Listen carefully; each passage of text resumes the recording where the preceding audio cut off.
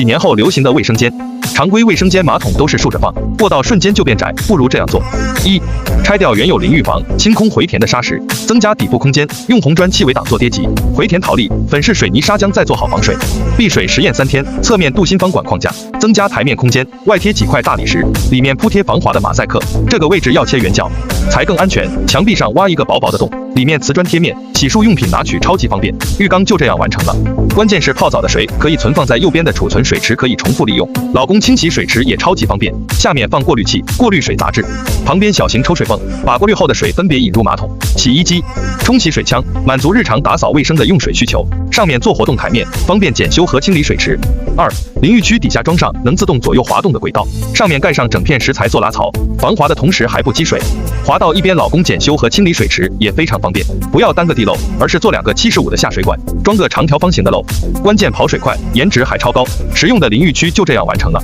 3、拆掉淋浴区原有的铝扣板顶，顶上铺上星空顶，晚上老婆泡澡的同时遨游太空。关键是老婆再也不用担心泡澡浪费水，每天都可以舒服的泡澡和冲澡，还能省下不少水费。4、成品洗手台下面卫生死角很难打扫，脚腿下面容易藏污纳垢，而且价钱昂贵，柜子里面容易脱落，不如用镀锌方管做框架，中间再焊接一条短的，底部用角铁3脚架做支撑，再找二舅妈借10几块买几个膨胀螺丝，把它牢牢的固定在墙上，下面铝合金板包面，增加收纳空间，上面再盖上几块大理石。再凶狠的母老虎在上面都纹丝不动。不做台上洗手盆，接缝处白胶容易发霉变黑，而是做台下盆，台面水渍好清洗，水龙头不安装在台面，后面就是卫生死角难清洗，而是把水龙头安装在墙面。一定要安装可拉软管水龙头，实用又美观，不做直排的下水。卫生满满的死角不好打理，一不小心就成了小虫的玩耍小天地，而是墙面地面开槽埋入50管，管不外露更美观。原有下水位置安装地漏，彻底告别卫生死角。5、洗手台只有1.1米，台面收纳非常少，瓶瓶罐罐又真不少，